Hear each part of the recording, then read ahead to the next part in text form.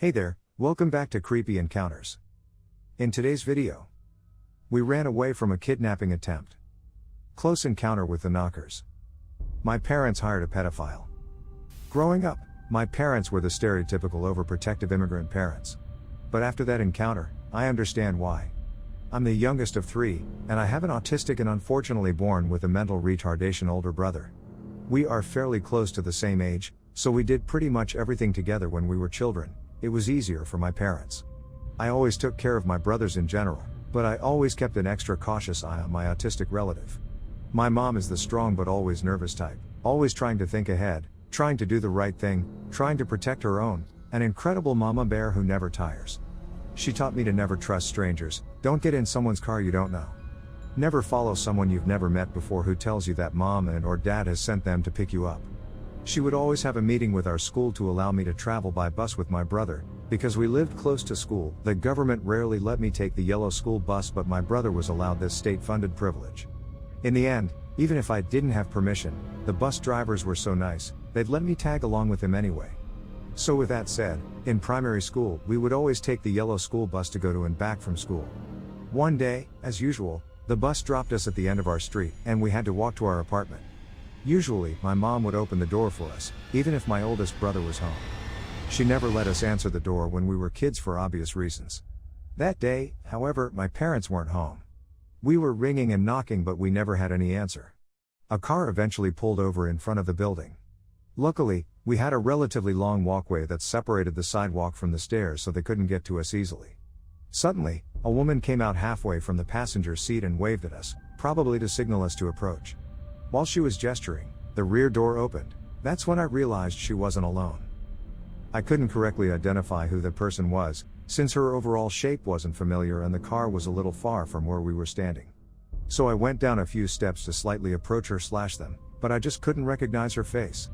I really felt uneasy, so I took my brother's hand and we started running. Pure instinct. And the voice of my mom in the back of my head, imagining her reprimanding me if I took the risk to approach those strangers. It was winter and we stumbled on ice, but we were quick to get up and keep on running. I'm actually not even sure if my brother understood the whole situation. He is still a smart cookie even with all his difficulties, so I always wondered. Mind you, we weren't even 11 and 12 years old at the time. Yes, the car chased after us, but they weren't able to catch up. We arrived fairly quickly at the neighbor's house. The car sped off when my neighbor opened the door, which made the situation even more, well, accurate with what I thought it was.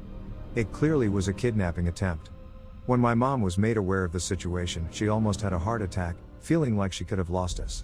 She spent days afterwards calling everyone she knew to ask if the strangers were in fact just family or friends. No one came that day, and even so, they'd always call to be sure we were home before passing by.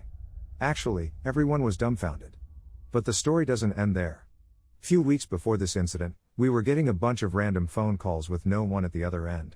It would ring at 2 to 3 in the morning, 6 in the morning, or in the middle of the afternoon, and it happened so frequently, but being a child, I never felt any red flags from these phone calls. At most, I found them annoying. Few months ago, I put all the pieces together. My mother was especially protective and always on alert mode, probably because she knew that someone was trying to see if we were home alone when they called.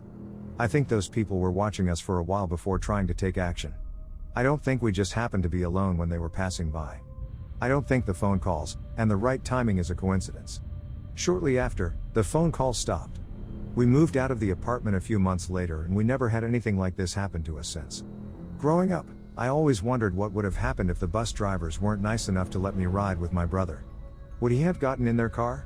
I'm actually grateful I was with him that day. I can't imagine what would have happened if he was alone and targeted by those monsters. Summary: mysterious knockers show up on our rural TX farm in the middle of the night on random dates and over the span of 2 years. I had a very close encounter. To set the scene, we live just outside a town of about 30,000. It's 30 miles away from a major TX city, but has a semi-rural feel. The property is 80 acres and connects to other similarly sized chunks of land mostly owned by older family. We also knew the neighbors well. There's a small neighborhood that you pass to get to the dead-end section where our land is. Everything is very quiet except for occasional target practice and of course nature noises like coyotes/cows/donkeys/dogs. Our property also backs up to a nature reserve, so though we are a few miles from town, it feels secluded. Our land is spotted with giant trees and cows. My grandparents' house sits 1/4 mile from the road. There is no reason for anyone to be on our property. My grandparents have a fairly large house, which, before the events I'm about to describe, was ultimately always unlocked, and I was living upstairs while my parents were building their house.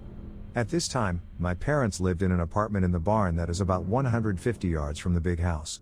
My grandpa's sister, who lives on the property connected to the back corner of ours, had been telling the other family members that she was experiencing some strange knocking in the middle of the night on random doors on the outside of their house.